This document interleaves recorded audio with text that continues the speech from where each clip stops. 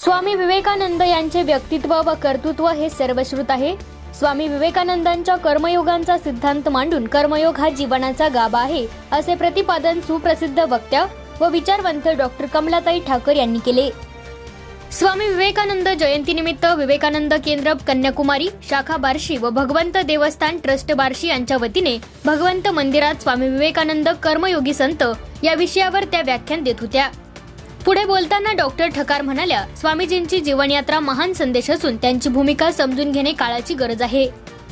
युवा हे देशाचे आधारस्तंभ असून त्यांनी व्यक्तिगत विकासाबरोबरच समाजहिताचा विचार करणे आवश्यक आहे।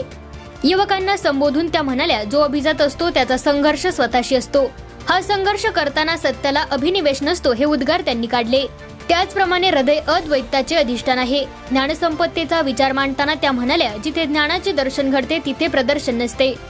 नैतिकता हा दागिना असून नैतिक मूल्यांचा स्पर्श जेव्हा जीवनाला होतो ते जीवन आदर्श असते। जीवनात आचार विचारांची साम्यक असते ते जीवन वंदनीय असते।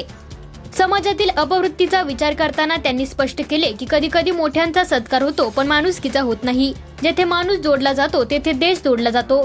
त्याचप्रमाणे त्यांनी संयमावर बोलताना स्पष्ट केले की जेव्हा संयमाचे बंधन नसते तेव्हा स्वातंत्र्यावर स्वर उमटतो।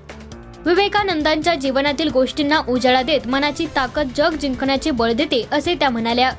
कार्यक्रमाचे अध्यक्ष डॉक्टर BY यादव यांनी स्वामी विवेकानंद यांच्या चरित्रातून युवकांनी बोध घेऊन कार्यप्रवण व्हावे असे सांगितले।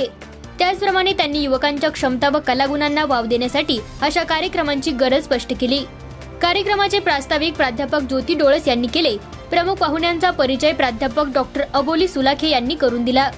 प्रार्थना वंदना कुलकर्णी तर विवेकानंद गीत ॲडव्होकेट प्रशांत शेटे यांनी प्रस्तुत केले। कार्यक्रमाचे सूत्रसंचालन प्राध्यापक कीर्ती डोळस तर आभार प्रदर्शन विनोद कबाडे सर यांनी केले।